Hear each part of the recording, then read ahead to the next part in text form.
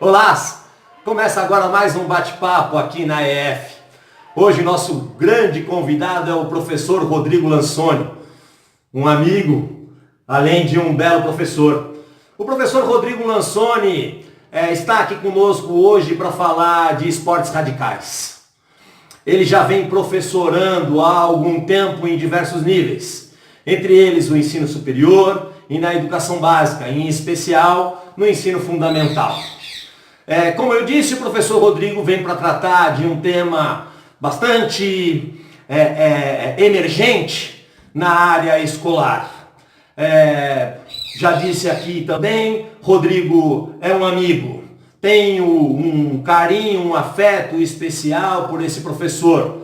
Sobretudo porque, além de ensinar, ele sabe orientar as crianças, os jovens a aprender. É um professor que cuida mais da aprendizagem do que do ensino. E isto eu valorizo bastante. Desde já, Rodrigo, meu muito obrigado e seja bem-vindo. Obrigado pela oportunidade, valeu pelas palavras. O Rodrigo tem uma vasta experiência também nesta área que antecede a sua atuação como docente. Ele já traz isso, eu costumo dizer que o Rodrigo respira esporte radical. E isto é algo bastante importante para que ele possa aqui nos elucidar sobre uma série de questões. Rodrigo, parece que para podermos falar dos esportes radicais, a gente precisa primeiro entender um pouco este conceito e também os seus desdobramentos, que, se não estou enganado, seriam as manifestações do esporte de aventura e também do esporte de ação, não é isso? Sim. Os esportes radicais eles são divididos em dois subgrupos, né? Você tem uma classificação dos esportes radicais, que são os esportes de ação, né? Eles são mais focados à competição, focados na técnica, né? Na expressão técnica, no gesto técnico e na competição em si, né? Um exemplo claro dos esportes de ação é o skate, né? O surf, a escalada, que são os três esportes agora que estão sendo incluídos nos Jogos Olímpicos, né? no movimento olímpico. Em contrapartida, você tem outros esportes que se classificam como esportes de aventura. São esportes mais simplistas, onde a competição não é focada, apesar de haver alguma competição, sim, em algumas modalidades, mas a competição não é o foco, e sim a interação com o meio. Tem um valor muito mais ligado com o meio ambiente, né? Uma valorização muito mais forte com a natureza e tudo mais. A classificação basicamente são essas, né? Nós temos dentro dessa classificação de esportes radicais, os esportes aquáticos, e aí tem esportes de ação e de aventura, os esportes aéreos, os terrestres, os urbanos e os mistos, né? Que tem um pouco dos dois. Um exemplo é o kitesurf, por exemplo, que é um esporte aquático com prancha, mas também é um esporte aéreo, né? Onde uma pipa, o atleta está ligado a uma pipa e a fase aérea do esporte. Como o bungee jumping, também é um esporte aéreo e um esporte também terrestre. Então, há a classificação mista também desses esportes radicais, né? Dentro do esporte de ação e esporte de aventura. Muito bem, muito obrigado. Agora, Rodrigo, quando surgiu esse movimento que relaciona o esporte de radical, de aventura, de ação, enfim, como um tipo de saber ou como uma vivência no ambiente escolar que oferta, que propicia o desenvolvimento dos jovens? Acho que o primeiro esporte dentro do universo dos esportes radicais a entrar no ambiente escolar foi o skate, né? Até pela sua facilidade de ser aplicado no ambiente escolar, né? Na própria quadra, no pátio, em qualquer local você consegue aplicar o esporte skate dentro do ambiente escolar. Outros esportes foram surgindo a partir daí. O slackline é um, né? Que surgiu há pouco tempo no Brasil, no final dos anos 2000. Eu fui uma das primeiras pessoas a praticar slacklines aqui em São Paulo e levar para o ambiente escolar. Também ele é de fácil aplicação, você só precisa de duas estruturas para fixar o slackline. E também é de fácil prática, né? O aluno consegue praticar facilmente o slackline também. E a partir daí outros esportes foram entrando dentro do ambiente escolar. Alguns esportes veio do escotismo, né? O movimento dos escoteiros, veio com nós e amarração, algumas técnicas verticais, então você já encontra na escola a escalada, encontra o rapel, tirolesa, entre outras manifestações, como até mesmo a orientação com bússola e mapa dentro da escola também, que aí remete um pouco ao trekking, né? Que é uma modalidade dentro do esporte de aventura, né? De orientação no meio ambiente, também aplicado dentro do ambiente escolar. Né? Entendi, perfeito. Rodrigo, me parece que o esporte radical, o esporte de ação, enfim, de aventura, traz lá suas questões específicas e que nem sempre são de fácil ajuste ao ambiente escolar. Né? Carecem de uma adaptação ou de algumas adaptações. Quando você fez a seleção, escolheu uma determinada modalidade, você já considerou todas essas questões de como adaptá-lo aos seus jovens, ou aos meninos e às meninas, de como ajustá-lo àquilo que você entende como importante e como necessário para a criança, para o jovem aprender? Claro, alguns esportes são facilmente aplicáveis, né? Você não precisa de quase adaptações ou simplificações nenhuma do esporte. Outros não, precisam ser simplificados, adaptados e modificados para ir ao encontro do aluno, e não de encontro a ele. Tudo bem? Alguns princípios norteiam a escolha da modalidade, né? Muitas vezes antes mesmo de você verificar a sua estrutura física ou o material necessário para a prática. Como, por exemplo, a participação de todos. Primeira coisa que eu olho na hora de escolher um esporte, se todos os meus alunos, até porque são muitos, né? E heterogêneos, cada um com a sua capacidade e limitações, a gente tem que pensar primeiramente na participação de todos. Todos conseguem praticar? Conseguem minimamente fazer a prática, né? Um segundo princípio que a gente olha muito bem para isso é o sucesso dos participantes. E nada vale de participar se ele não vai ter a mínima chance de ter sucesso na prática, né? A prática deve proporcionar também novas aprendizagens, né? Sair do mesmo, né? E a prática também tem que levar o aluno a níveis superiores de autonomia. Então ela tem que ser autogerenciada e levar o cara a níveis superiores do desenvolvimento moral. Tirar o cara da heteronomia e colocar um pezinho mais dentro da autonomia, né? Tirar daquele movimento onde eu obedeço a regra, faço alguma coisa porque alguém mandou eu fazer, alguém, né? É uma ordem superior, e passo a realizar aquele procedimento de segurança, ou seja lá qual for o movimento dentro da prática, por um valor interno do aluno. Né? O processo vai no sentido da emancipação. Então, exatamente. De ajudar o menino e a menina a ser capaz de gerir o seu desenvolvimento dentro daquela proposta. Até porque dentro do autogerenciamento facilita muito a prática do professor. Ele consegue atender os estímulos, consegue dar conta dos estímulos adequados para cada aluno. Quando a atividade é autogerenciada, né, o professor consegue andar durante a aula e estimular o aluno na medida certa, né? E sair daquela aula onde o professor procura dar uma aula para média, né? Ele nega uma boa prática para quem é muito habilidoso, né? Ele também ele nega a aula para aquele que é pouco habilidoso, até porque o estímulo é muito forte para ele, e muitas vezes a aula que representa a média não representa ninguém, né?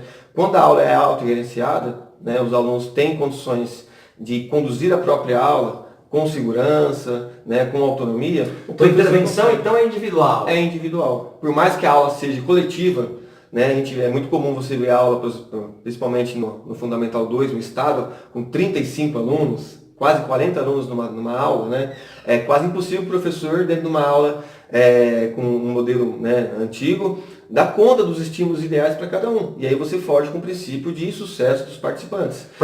Para ver se eu entendi, então, você vai atuar na necessidade do menino ou da menina. Se o menino tem muita habilidade, muita competência naquela situação, você vai pôr um desafio coerente com aquilo que ele apresenta. E se ele também ou ela não tem muita habilidade, muita facilidade, você apresentará outro desafio. Estamos falando de desafios diferentes para competências diferentes. Exatamente. E aí você consegue estimular todos na medida certa.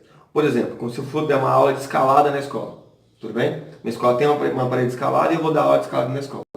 Um aluno muito habilidoso, eu vou ensinar, eu vou proporcionar que ele faça um movimento muito mais avançado do que aquele aluno que jamais conseguiria fazer aquele tipo de movimentação. Né? Claro que essa intervenção era discreta. Né? Ela é discreta, eu faço essa intervenção de maneira sutil, para que os alunos também não se sintam supervalorizados, né? E também excluídos de uma prática que talvez ele não se encontre dentro daquele movimento. Ela é sutil, mas é importante que ela ocorra. Né?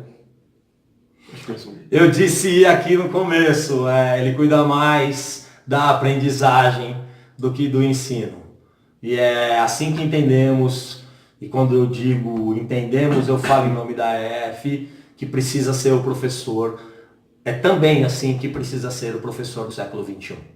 Rodrigo, me falam, por favor, das barreiras, da dificuldade. Imagino que hoje você já nem tem mais tanta dificuldade assim. Imagino que a aceitação é bastante favorável, né, por assim dizer. Mas quando você iniciou este processo, imagino que você teve que enfrentar uma série de barreiras colocadas pela comunidade escolar, em especial por aqueles que são responsáveis pela gestão, até mesmo pelo corpo docente. Imagino que alguns pais, crianças, enfim, a comunidade de forma geral deve ter apresentado certas barreiras para que você pudesse apresentar e introduzir essas modalidades dentro da escola. Sim, acho que não só os esportes radicais, né, Ronaldo? A lutas na escola recebe tem o mesmo problema, né, cara? Algumas principalmente né? algumas modalidades. Até questões culturais, religiosas entram em jogo também. Os esportes radicais encontram a mesma questão.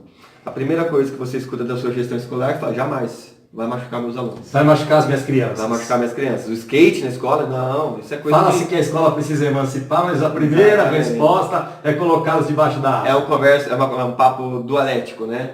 É quase esquizofrênica a fala. Quase esquizofrênica. Mas aí é um trabalho de formiguinha, aos poucos você vai desenvolvendo algumas práticas, pontualmente. Eu comecei com uma sala só, com um projeto piloto naquela sala, e aí ficou muito evidente que as crianças se machucam mais em outras práticas, como no futebol, por exemplo, do que numa prática de esportes radicais. Tem a ver com a importância que vocês dão para a segurança? Claro. Por exemplo, a criança andando de skate, ela está em pânico, ela pensa consigo mesmo, eu não posso cair de skate que eu vou me machucar. Então, ela tem esse cuidado, o professor também passa esse cuidado para a criança. Enquanto no futebol, a criança está distraída, né? Ela está jogando futebol, ela não tem controle sobre o próximo vem, sem querer também, acaba machucando o seu amigo.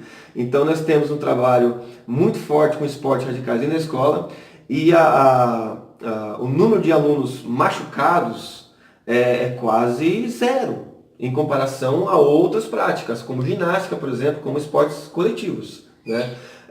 Uma das coisas que a gente mais trabalha dentro dos esportes radicais, o princípio de tudo, são os procedimentos de segurança.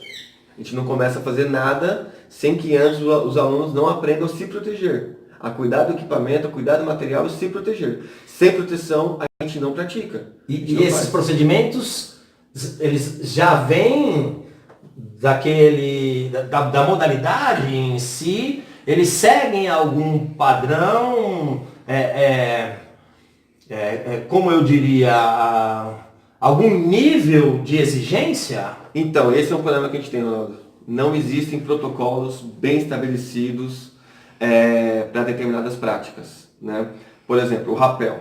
É muito comum você sair por aí e ver pessoas montando rapel em pedras, pontes, de qualquer jeito, de qualquer maneira, porque não existe um protocolo específico para a montagem do rapel. Né?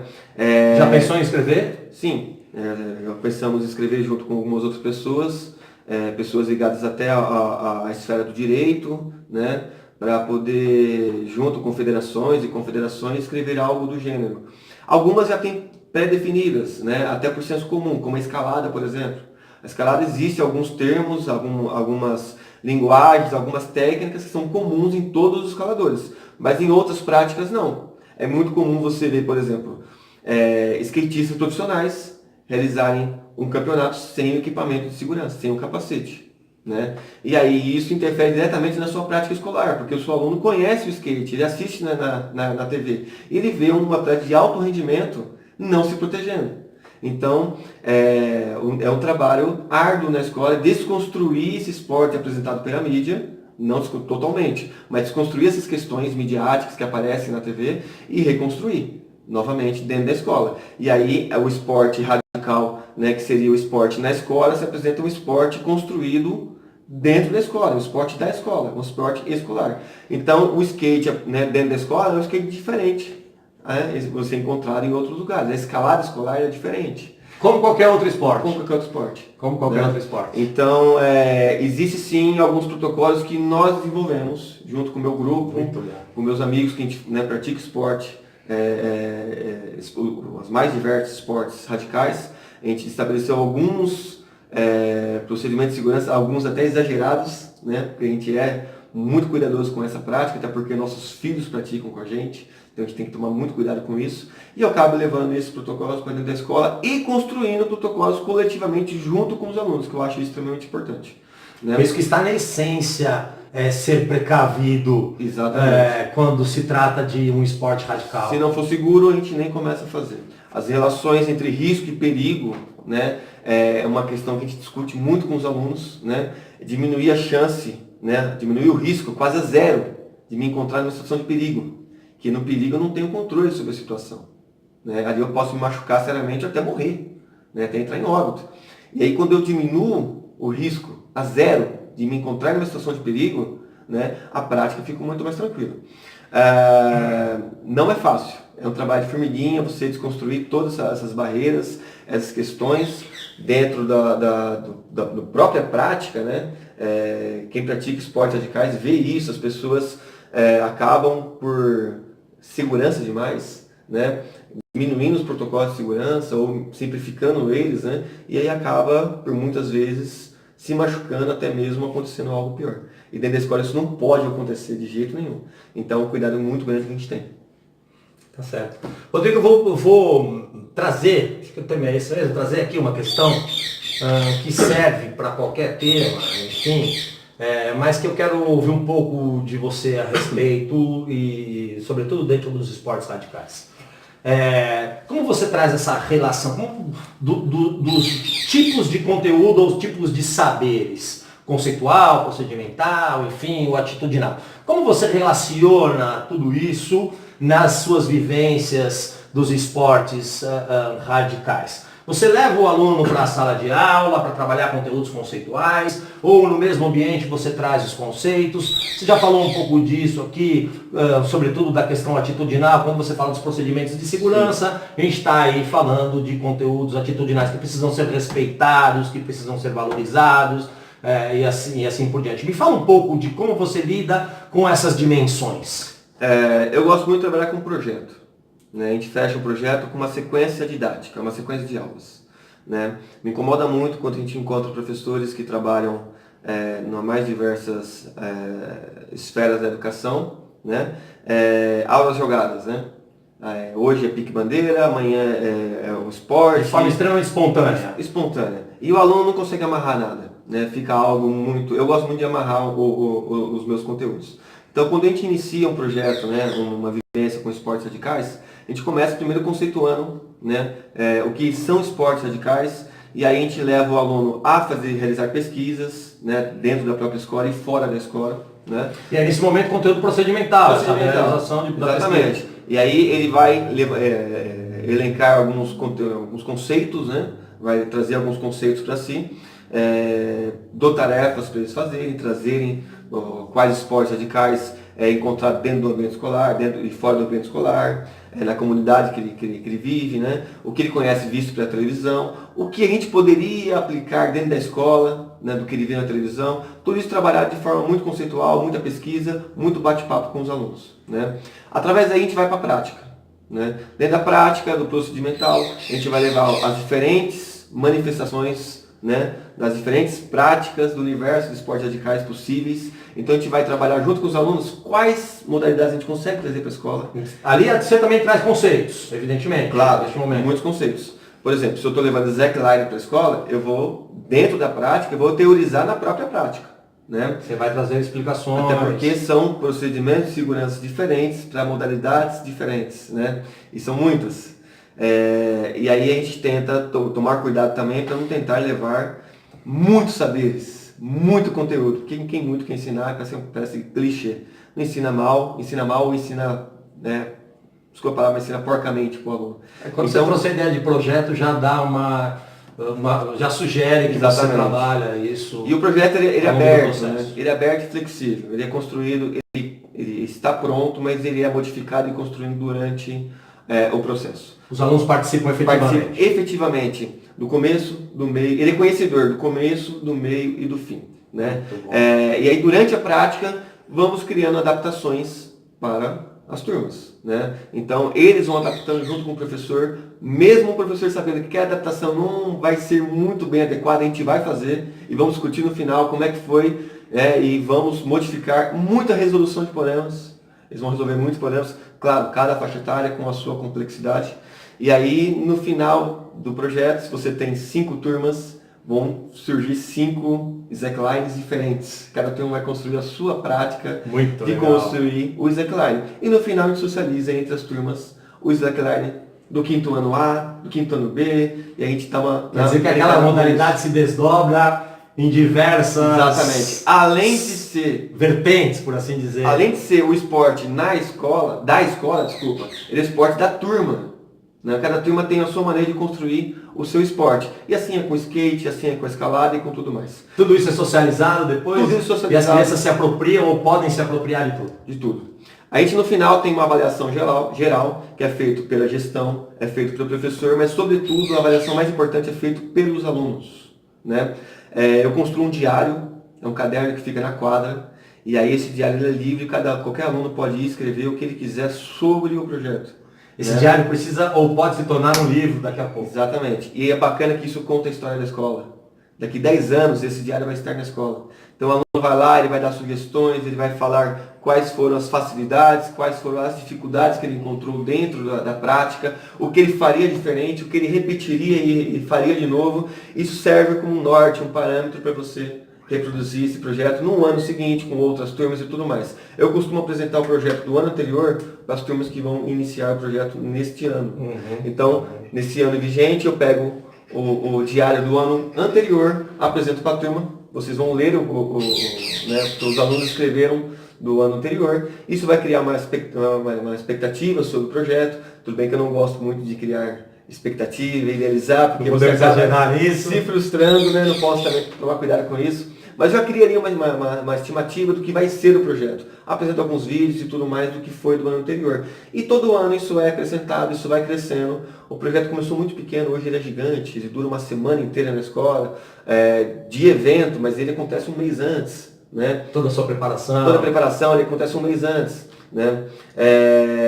Ele é muito bacana por conta disso. E todo ano a gente vai acrescentando dentro do projeto novas práticas, novas vertentes, novas abordagens, novos olhares, e o projeto vai ficando cada vez maior. Lógico, primeira vez que você vai aplicar, você vai bater um pouco de cabeça, vai sofrer um pouquinho, vai ter que buscar os autores, mas com o tempo você vai ampliando isso. Não é desculpa o professor, né, que não tem um conhecimento técnico dos esportes radicais, não é desculpa ele não aplicar na escola. Né? É claro que o conhecimento técnico é importante para aplicar qualquer tipo de prática, sobretudo artes marciais, ginástica, até mesmo a dança, os esportes em geral. Se você não tiver o conhecimento técnico, você não consegue passar para o aluno. Os esportes radicais, sim, ele é complexo quanto aos conhecimentos técnicos, de segurança, de equipamento, até de cuidado do equipamento. Porque se você não cuidar do equipamento, você pode aumentar o risco de colocar o seu aluno numa situação de perigo. Então, assim, ele é importante. Mas não é desculpa para o professor, né, a falta de equipamento, a falta de conhecimento não aplicar. Sim, você pode aplicar de maneira mais reduzida, mais simplista, e com o passar do tempo você vai ampliando o seu leque, o seu repertório de conhecimento técnico quanto à prática e oferecendo para o seu aluno, né, novas aprendizagens quanto a esse universo muito bacana dos esportes radicais na escola. Me enche de alegria ouvir você falando sobre projetos, de verdade. Acho que fiz essa primeira pergunta de conteúdos e suas classificações para que você pudesse trazer isso e para servir de escada, por assim dizer, para que a gente possa falar então de temas transversais e da relação que me parece facilitada desde o início, desde a saída com os esportes radicais, né? Sim. Seja que tema for, né? Mas eu vou aqui, para não correr risco de me enganar, abrir a porta do meio ambiente, mas quero que você fale sobre outros temas, orientação sexual, questão do gênero, a pluralidade cultural, enfim, e a relação, ou a possível relação já bastante avançada, eu diria, desde o início, com os esportes radicais. É difícil você falar de esportes radicais e não pensar no meio ambiente, né? E aí a relação que os alunos logo, né, realizam quando você fala de esportes radicais é com a natureza, né? Mas meio ambiente, na verdade, é tudo aquilo que te envolve, tudo aquilo que está ao seu redor. A quadra na escola é o nosso meio ambiente, é a nossa natureza, é o nosso que nós ambiente. Estamos praticando. A gente precisa aprender a respeitar todos os ambientes. Então, uma das coisas... O meio ambiente não é só a floresta. Exatamente, tudo. A sua casa é o seu meio ambiente, é o que está ao seu redor. Então, sim, a gente fala bastante sobre meio ambiente, fala bastante sobre sustentabilidade, aí entra, né, consumo, entra outras questões também. A gente fala bastante sobre a preservação do meio ambiente, sobretudo o meio ambiente escolar, né?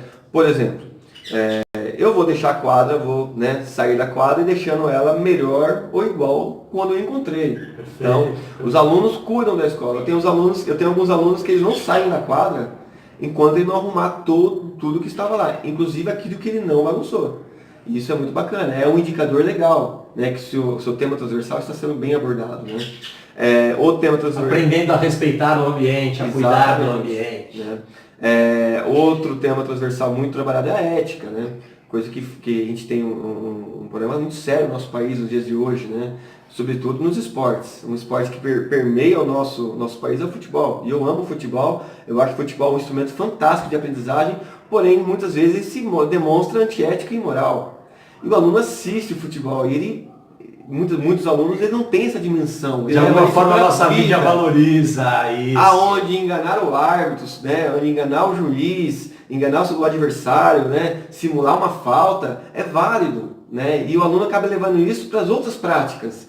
Enquanto outras manifestações dentro do ambiente escolar, como lutas, por exemplo, que é fantástico nisso, cara, na questão de ética, de respeito, né?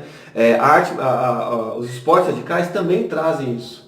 Quem já participou de alguma prática dentro desse universo de esportes radicais percebe que a competição não pode passar por cima da diversão, a minha competitividade não pode passar por cima da diversão e do lazer de outra pessoa. É muito comum você ver em competições de esportes de ação, onde o derrotado ele vibra mais com a vitória do adversário do que se frustra com a sua derrota. É muito comum isso, né?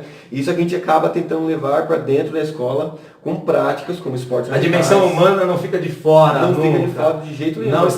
Não sucumbe à competição, à vitória ou à derrota. E me permita um instantinho, nós não estamos aqui, certamente, querendo ser politicamente corretos, não é isso? Nem tampouco acabar com a ideia da malandragem, por assim dizer, no futebol, da sua gíngua. Não se trata disso, né? Quando a gente diz claro, que ludibriar, enganar o árbitro tem sido uma prática comum. A gente quer combater os excessos. É mostrar para o aluno que assim, eu acredito nisso. Eu trabalho futebol na escola. Eu levo futebol para dentro da escola, né? Até porque é quase impossível você falar de esporte na escola e não falar de futebol na escola no nosso país. Porém, mostrar um outro lado, né? Eu brinco muito com isso, vocês têm que ser bilíngue. Tem que ter 2 idiomas. Dentro do futebol, isso é válido, legal. Mas fora do futebol, não.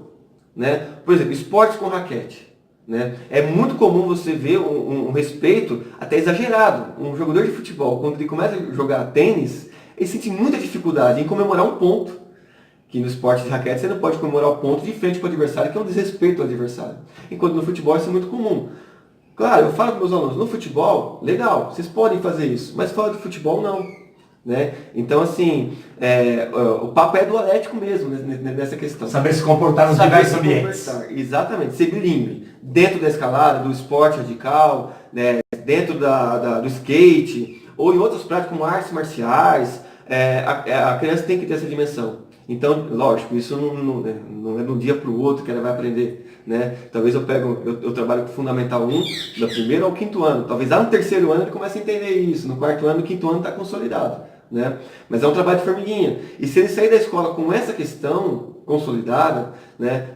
Até uma questão de ética, até o seu desenvolvimento moral mais avançado, pensando com mais autonomia do que ficar sempre na heteronomia, para mim eu estou satisfeito. Para mim o trabalho foi bem feito, só com essa questão, né? Que eu acho que há uma defasagem bem grande na nossa sociedade nos dias de hoje, apresentado pela mídia, sobretudo pela mídia, né? Que atrapalha um pouquinho nessas questões. Ajuda bastante em outros elementos, mas atrapalha nessas questões, por conta da imaturidade de alguns alunos, né? Que ele entende que aquilo é para a vida, o enganar, o trapacear, em alguns momentos pode transcender o esporte e levar em outras. Eu já vi isso acontecer e é bem complicado se reverter essa questão, né? Já dentro da escola. Até porque o aluno muitas vezes vivencia isso dentro da casa dele, né? Outro tema transversal que a gente trabalha bastante é a questão do gênero, né? O skate não é coisa de homem, também pode ser coisa de menina, né? Assim como o futebol, como a arte marcial. Então a gente também combate bastante o sexismo, né? Quebrar um pouquinho esses paradigmas, né? Que alguns esportes são direcionados para o homem, outros para as meninas. Não, eu levo ginástica para os meninos e eu levo esportes radicais e futebol para as meninas. Essa divisão é um engano cultural. É cultural, até porque o menino ganha uma bola quando nasce e a menina ganha uma boneca. Você vai na loja de brinquedos, você vai no setor masculino, o cara pode ser jogador de futebol, astronauta, ele pode ser navegador, pirata, ele pode conquistar o mundo. E a menina vai cozinhar, vai passar. E aí a gente discute bastante isso com as meninas. Claro, a gente tem que ter um cuidado muito grande em como levar isso, porque o conteúdo está lá, né? Agora, a forma como eu vou levar esse conteúdo, eu tenho que tomar muito cuidado com isso, porque senão eu dou um tiro no pé, né? Eu tenho que tomar muito cuidado em como eu vou levar, porque muitas vezes, como é um esporte dentro da escola, eu tenho que seguir os princípios do esporte educacional, do João Batista Freire. E um dos princípios muito importantes é o ensinar a gostar de esporte. Apesar de não concordar muito com o tema ensinar a gostar de esporte, eu acredito que ele quis dizer que é se criar um ambiente acolhedor, motivador, bem bacana, onde o aluno ele passe a gostar daquele esporte e pratique esse esporte até na vida adulta. Então, assim, tem que tomar muito cuidado para não gerar traumas, né? Alguns traumas, alguns acontecimentos que ocorram dentro da escola, onde essa criança vai criar um asco, vai criar uma barreira onde ela não queira mais praticar aquele esporte.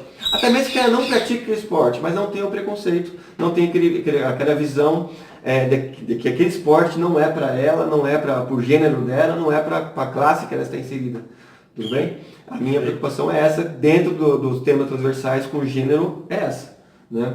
É levar o esporte para todos. Né? Não importa para quem está na escola. Seja mais habilidoso, menos habilidoso, meninos e meninas, até possíveis deficiências. Né? Seu interesse é contagiante. Eu quero lembrar que, se não me engano, o último capítulo dele, ele disse que educar é um ato de amor. De amor, exatamente. E eu concordo com isso. Rodriguíssimo, muitíssimo obrigado. Foi um imenso prazer estar com você aqui. Você que nos acompanha, ou que de alguma forma estará conosco em algum momento, meu muitíssimo obrigado. Esta aqui foi mais um bate-papo realizado pela EF Saúde. Somos gratos pela presença de todos e estejam aqui.